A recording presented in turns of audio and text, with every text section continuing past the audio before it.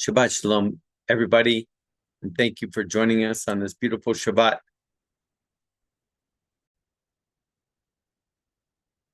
So today is Parasha Terumah, and today is the 21st of February, 2026. My name is Rabbi Harel, and before we start, I would like to open this time in prayer. Abba, Father, thank you again for this time that we get to spend with you, studying your word and just being in your presence and with our loved ones, resting from the week. We ask that you will teach us and that everything that come from my mouth will be for your glory and guided by your Ruach HaKodesh, your Holy Spirit. In the name of Yeshua. Amen. So as I said, today is Parasha Terumah, which means offering. And we are reading from the book of Exodus, chapter 25, verse 1 through chapter 27, verse 19. And then the Haftarah, the prophetic portion, comes from 1 Kings, chapter 5, verses 26, and chapter 6, verse 13, and Jeremiah, chapter 33, verses 25 and 26. So Parashat Terumah, like I said, means offering, and it begins with a very unexpected directive or guidance. Israel has only just come out of Egypt.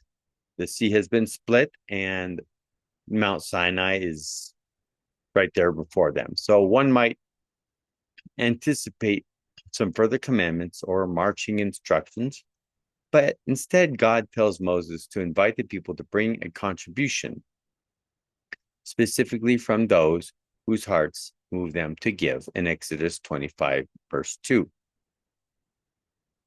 This is not really a levy, nor is it an obligation, but a voluntary response, a voluntary giving. So before a sanctuary can be construction, there needs to be willingness first. So the desire comes before the dwelling. Significantly, God does not initially command the people to build. He asks them for an offering, to offer whatever they want: gold, silver, copper, fine fabrics, bronze, animal skins, acacia wood.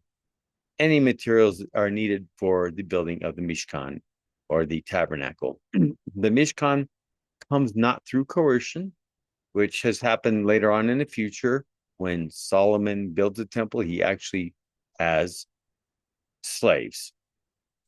He does it through coercion. But this is done through generosity. A holy or secret space is born from the inward stirring and not from outward pressure. So only after this invitation to give comes the defining statement, "They shall make me a sanctuary and I will dwell among them." This is found in Exodus 25, verse 8. So not merely within it, but among them. And the Mishkan, or the tabernacle, is not described as God's permanent residence, but as a place where he chooses to position his presence in the midst of a redeemed and yet at the same time developing nation. The fact that it's portable reflects their state of being in a journey. God meets them while they're in motion. And the extensive details that follow, which are precise measurements, specific materials, careful arrangement, kind of underlines that holiness is not vague, nor is it abstract. Okay. The ark, the table, the menorah, the curtains, the courtyard, every part of it is deliberate. So holiness or sacredness is a structured thing. Her form does actually matter. Precision is not accidental, it's actually formative. And Egypt embodied unchecked dominance and disorderly power. The Mishkan represented instead power disciplined and directed toward holiness. At the center of the Mishkan stands the Ark of the Covenant. It's modest in size, if you think about it, yet it's immeasurably significant, extremely important, housing the tablets of the testimony, the 10 Commandments. And above it, the cherubim, as we say in Hebrew, cherubim are the cherubs, incline towards one another. Their wings cover or overshadow the atonement cover. The covenant relation and mercy converge in the same holy place. Divine presence does not rest on spectacle, right, but on faithful relationship and atonement. So the menorah also is fashioned from one single hammered piece of gold. I can't even imagine what it must have been like to have to make that. The branches go outward while remaining one unified whole body. So diversity actually flows from unity. Its light does not depend on sunlight. It is sustained through attentive service. Okay, they have to make sure it stays lit all the time. So in a wilderness landscape, Israel learns that illumination flows from obedience and devotion. Then we have the outer courtyard, further teaching that nearness to God is available, yet not casual. There are boundaries here, entrances and progression. Holiness welcomes, but it also guides how it can be approached. One does not just simply drift into sacred space, into a sacred encounter. One needs to move toward it intentionally. And then we have the Terumah, which presents a challenging truth. Deliverance does not automatically create intimacy. Liberation from Egypt does not guarantee closeness to God. Relationship does require space, which is made ready, sacrifice, which is freely chosen, and patterns that are very carefully formed. Though God redeems Israel in the Exodus, his indwelling presence becomes manifest when the people prepare a dwelling place. Now there's the invitation which still echoes, bring an offering. Not because God needs provision, but because giving kind of reshapes the giver, okay? When we give, what does it do inside of us? It changes us, right? When we give from a willing heart. So the Mishkan, the tabernacle, basically reveals less about God's need for a dwelling and more about the transformation of the people who are learning to center their lives around his presence. So perfection is not the requirement. Participation is. He wants a responsive heart. He wants a shared focus. And lives redeemed and then arranged as a sanctuary, or he lives redeemed and then arranged as a sanctuary, so that God's presence rests not distant or above, but in the middle of the people. So how does this connect to the new covenant? Well, there are few biblical or historical artifacts that really generate as much intrigue as the Ark of the Covenant. And why is all this interest? Now we see the first clue in this week's Parashah.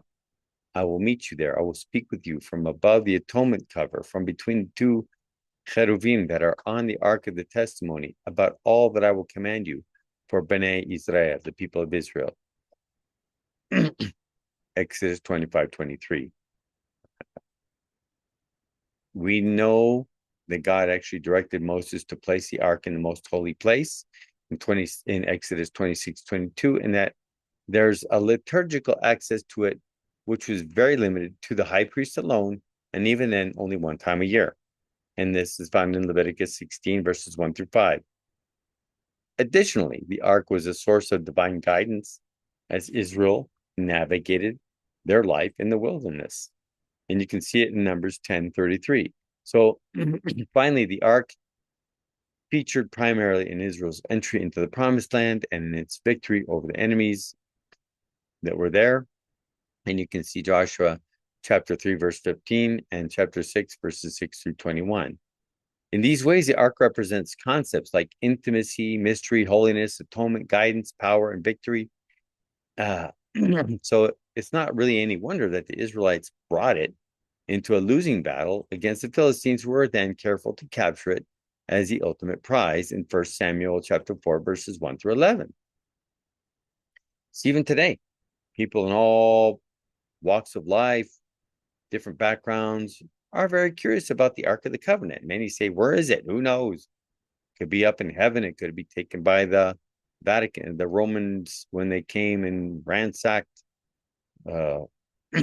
Jerusalem, or whoever, the Greeks. Does it still exist? And if so, where? How could it be destroyed? It was the focus of the Almighty's presence on earth. So, or some maybe think Nebuchadnezzar took it, or maybe the Ethiopians guarding it. Well, we actually know, and this is a fact, it has been found in a cave, in a cavern, underneath Golgotha, which is outside of the walls of Jerusalem, and it's split into two parts. All right, and there is the blood of Yeshua, still fresh, that is dripped down from the on top of Mount Golgotha under this little hill through the crack that was formed when the earth quaked, and it is on this split ark. So there's kind of a better question, maybe, where is it? Why should we care about the ark? And there are many possible answers, but let's think about one of them, the tabernacle of David in 1 Chronicles 16. We read, they brought the ark of God and set it in the middle of the tent that David had pitched for it. Then they offered burnt offerings and peace offerings before God, and David left Asaph and his kinsmen there before the ark of the covenant of Adonai to minister before the ark continually according to each day's requirements. So it isn't really the scope of this article, all right, or of our being together to explore the complexities of this moment in Israel's history. Like, for example, people ask, by what authority did David institute this? What is really needing to be considered here, though, is James' quotation of the prophet Amos as the Jerusalem council, which says, after this, I will return and rebuild the fallen tabernacle of David. I will rebuild its ruins and I will restore it. In Acts 15, verse 6. So could it be that on one level, the fallen tabernacle of David refers to its transitional period between the tabernacle of Moses and the temple of Solomon? This was a small window in time when the children of Israel, Bnei Israel, had direct access to God's presence. Now, once the temple was completed, the ark was put away behind the veil in the most holy place. When Yeshua hung on the cross, the veil was torn into two from the top to bottom, exposing the temple's innermost sanctuary, and the chamber was empty. And you can see this in Matthew 27:51. Why was it empty? Because it was already below Golgotha in the cave. What does it tell us? Two veils were torn on that day, one on the Temple Mount and the other on Golgotha. As though Yeshua bled through his flesh, through his torn flesh, there was a very incredibly awesome phenomena that was happening. In Messiah Yeshua, you who once were far off have been brought nearer by the blood of the Messiah. For he is our Shalom, our perfect peace, the one who made the two into one and broke down the middle wall of separation. In his flesh, he made powerless this hostility, the law code of the mitzvot contained in the regulation. He did this in order to create within himself one new man from two groups, two people, Jews, Gentiles, making Shalom. And this is found in Exodus 25, verse 23. So the Ark of the Covenant that David took from behind the veil, it points to the presence of God that all people, including Gentiles, would encounter because of the cross. The atonement, holiness, and power Israel experienced were a foreshadowing of the fullness that we enjoy in the Messiah today. That is all for today. Our thoughts for reflection will be put below, as always, in the below the description of the video. Thank you, and Shabbat Shalom to all of you.